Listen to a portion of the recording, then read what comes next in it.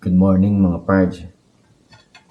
Today is Monday, mga 6 a.m. So, naka-prepare na tayo at ngayong araw na to kasi papasok yung aking bunso sa kanyang class, CNA class, at malapit na rin siyang matapos. Ako naman, kaya medyo nakagayak ako ngayon, ngayon yung araw ng aking behind the wheel exam sa DMV.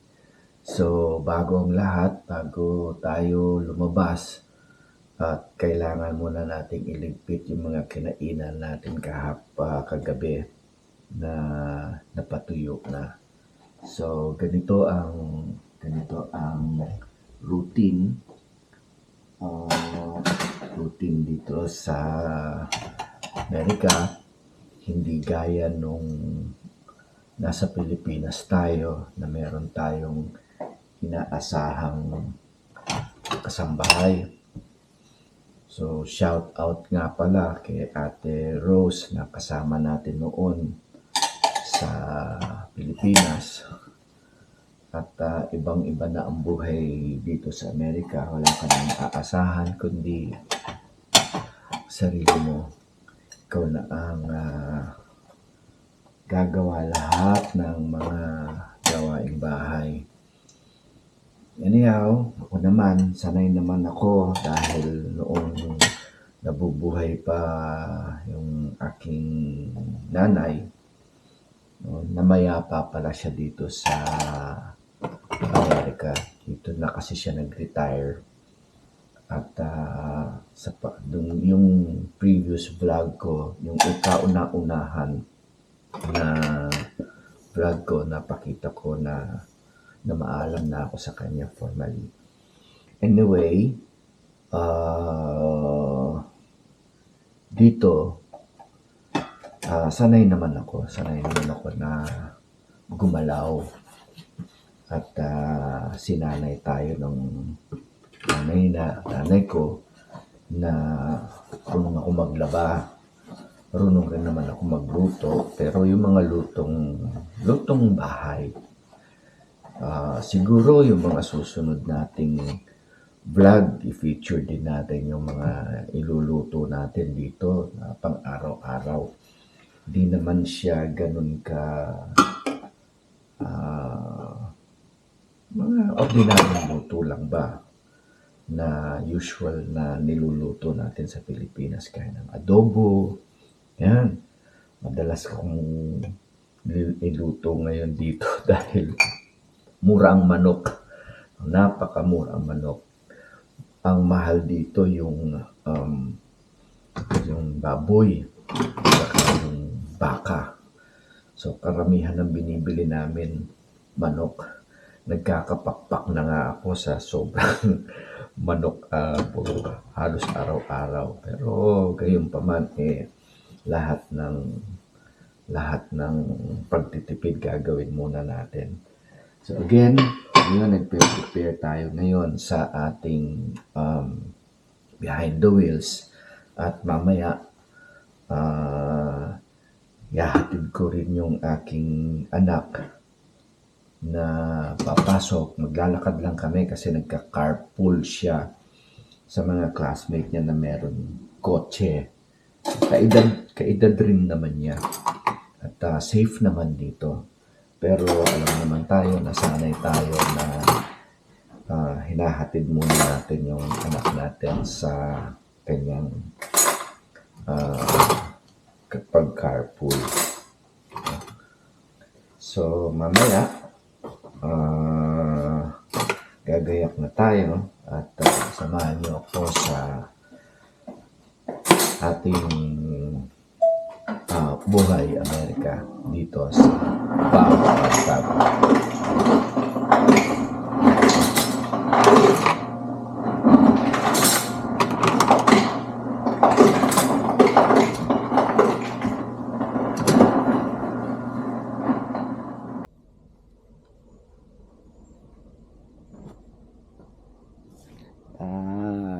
natapos na natin gawin yung mga routine natin sa umaga. Nakapagligpit na tayo ng mga plato, kutsara, yung mga ginamit natin kagabi. Kasi pinapatuyo natin yon. Ngayon, ihahatid na natin ulit yung si Bunso. Maglalakad lang muna tayo doon sa kung saan yung magka-carpool sila. Kasi ngayon, wala pa tayong sasakyan. Hindi pa tayo makabili dahil mahirap mag-down the drain yung ating dalang pera dahil bago lang tayo rito. So kung kukuha kagad tayo ng kotse, yung kapatid ko naman may kotse siya. Pero hanggat maaari ayokong hiramin kasi unang-una wala pa rin naman akong insurance.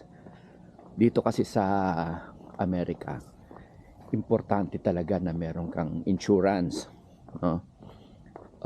Health insurance, or probably mga accident insurance, mga ganun ba, para just in case ikaw ay may nangyari sa'yo, wag naman katok tayo sa kahoy, mababawasan yung mga gastos. At mahirap ding kumuha ng sasakyan. Although madali kapag may trabaho ka, walang masyadong paligoy-ligoy.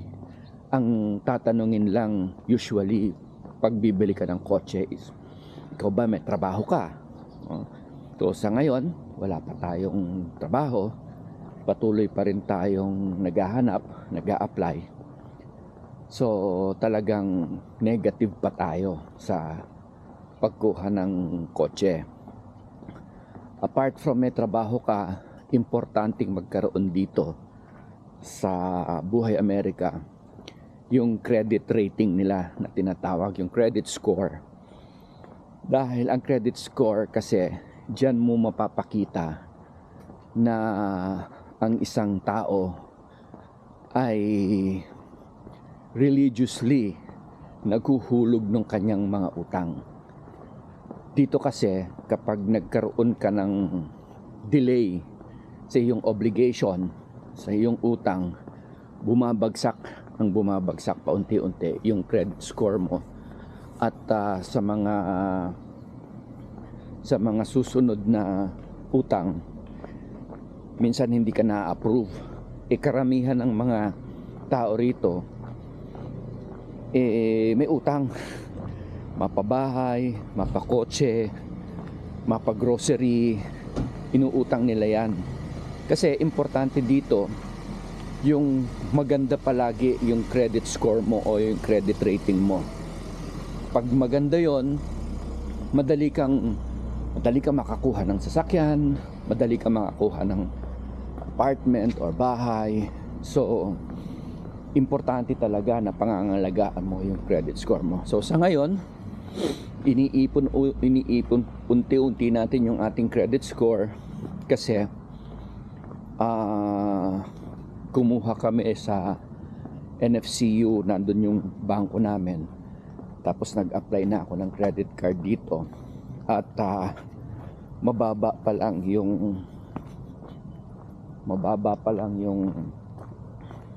pwede nating utangin, no?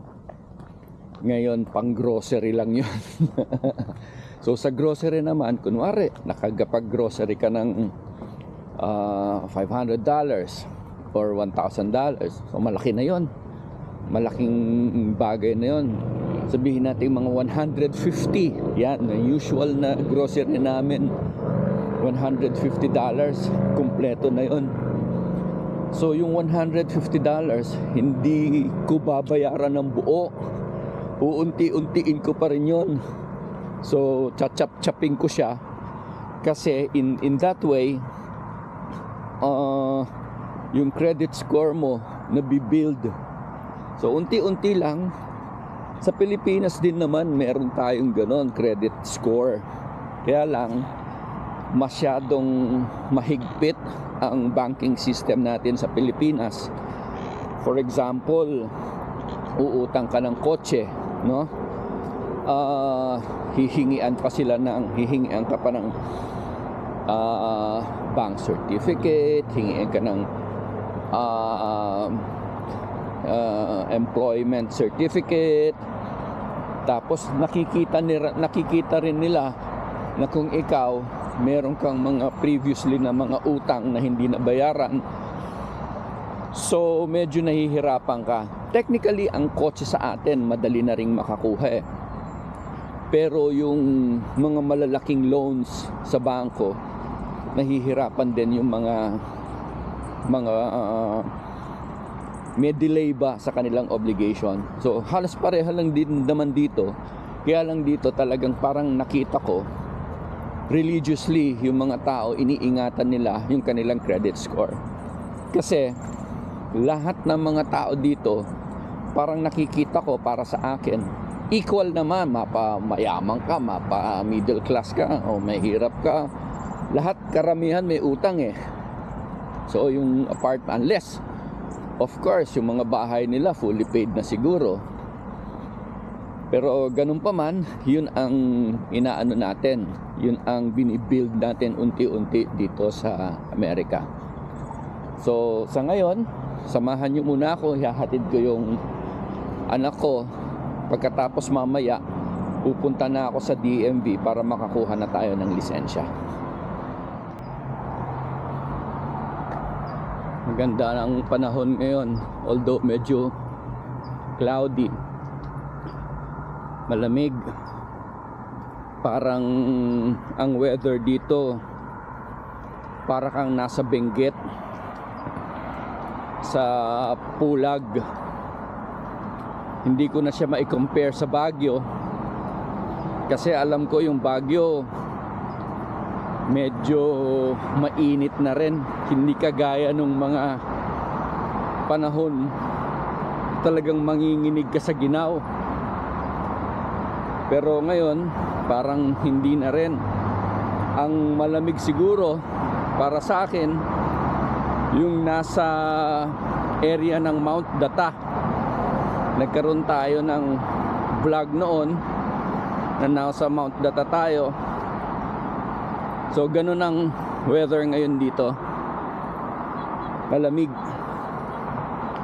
Sarap maglakad.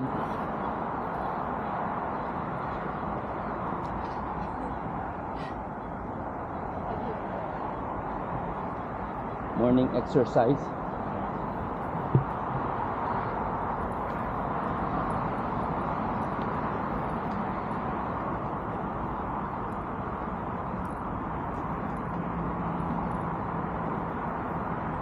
Ito yung shortcut na dinadaanan namin ng bunso ko. Yung mga bahay dito magaganda.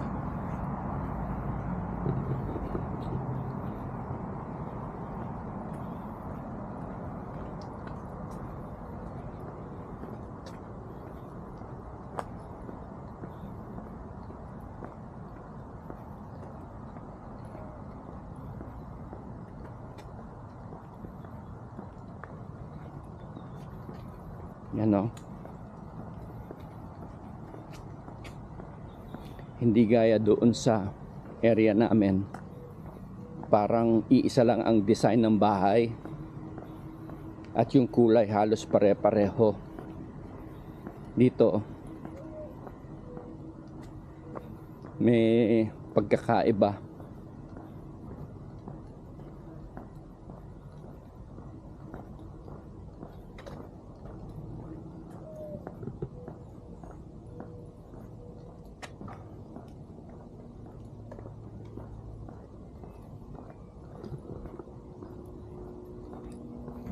O yun na baby.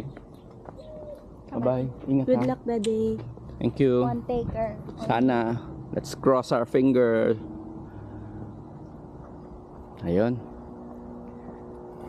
Dun ko lang naman siya hinatid. Kasi yung classmate niya naghihintay na rin sa labas. So, panatag na yung kalooban natin. Alam mo dito, ang mga batang nasa 16 years old, talagang makikita mo very independent na. Ibang iba doon sa manner of relationship natin. Dahil ako parang hindi ko pa ma-detach yung sarili ko, samantalang ang bunso ko nasa edad na. So ganun talaga siguro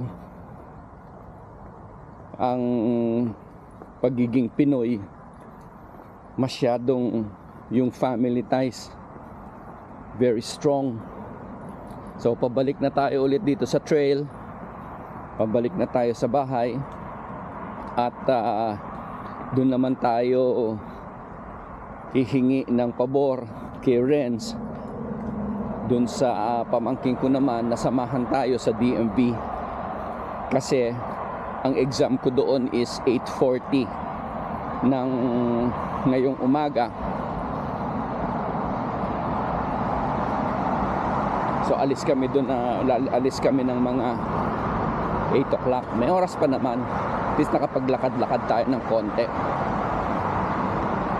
So samahan nyo ako mamaya sa DMV naman.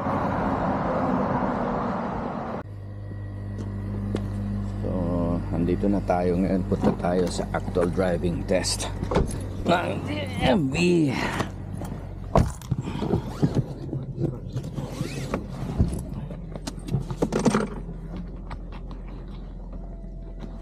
Do you have your registration? Yeah, I do. Insurance. Rance, thank you so much, huh? Of course, of course. It's funny because in this recent, like, past couple of months, Mm-hmm. I took RJ and I also took my sister. Oh, really? Yeah. To their driving test. And all of them passed. Well, RJ, he didn't take it because the car registration was expired. Oh no, his permit expired, so he waited like a whole year, and then it was expired, so that he couldn't open it. Okay. Is the door open? Oh no. But then my sister, she passed. Okay, on the first take? Second, but then I only took her on the second one. Oh, okay. That's a good batting That's good, average, eh? yeah. With me, she's 1-1. Whoever took her, she's 0-1. Okay. And hopefully, me and Gabby will pass on the first take, so it's gonna be a 100% batting average. I probably, you guys are gonna pass. Let's cross our fingers and I will claim it. So pupunta tayo ngayon sa DMV at magbe-behind the wheel exam na tayo. And sana swerte si Renz. You're gonna be our lucky. Good luck, or lucky charm. Lucky charm. Means luck. Okay, so samahan kami doon. We're back again, mga pards. Nandito ngayon tayo sa DMV, nakapila. Ang totoo niyan, tapos na akong mag behind the wheel test. At sa awa ng Diyos ay pumasaya tayo! So kailangan magkaroon sa items number 9 to 14, kailangan hindi ka sosobra sa 3 mistakes. Tapos doon sa entire practical, hindi ka dapat tataas ng 15 mistakes. So ang nangyari, 6 lang yung ating naging mistake, which is actually yung mga smooth stops. Medyo na baka nabibigla yung sa pagpreno ko, and yung blind spot. So kailangan tumitingin ako sa mga blind spot. Tapos meron yung kapag nag-approach ako sa intersection, kailangan tumitingin ako left and right. So ganon, plus yung pag-brake ko talaga smoothly, yun ang medyo kailangan kong gawin ng mabuti kasi parang nabibigla yung examiner. But just the same, at the end of the day, nakapasa ako. So I have to wait like 2 weeks to 3 weeks para ma-deliver sa atin yung ating driver's license. Na-issuehan naman tayo ng ating temporary driver's license, so pwede na tayong magmaneho dito sa California. Ang susunod na mag-exam yung anak ko, si Gabi. Gab! So maraming salamat sa pamangkin ko. I'd like to thank instructor Renz Casiano. So 100% batting average. Yeah, mataas ha. Talagang ano siya, lucky charm siya. So ito, nakapila tayo ngayon and nag-update yung kapatid ko, which is in transit from Florida, padating din ngayon. Babalik na siya ng California at nagtatanong daw na kung pumapasa tayo, i-joke lang muna natin na hindi tayo nakapasa, so para magpagalitan nila tayo pagdating sa bahay. So anyway, Oh, I failed. All day. ayun, nakahinga na. Pwede nang mag-apply ng Valley Parker. So we need to focus now on our job hunting. Hopefully makaland na tayo. Yun na lang ang isang ano natin. That's the only thing that we have to, and we need to focus is to job hunt. At okay na lahat, na nakuha na natin, nakapasa na tayo. So sa awa ng Diyos, samahan nyo kami sa susunod na mga episode natin dito sa Pao on Travel. So peace, love, and happiness lang po. Bye-bye.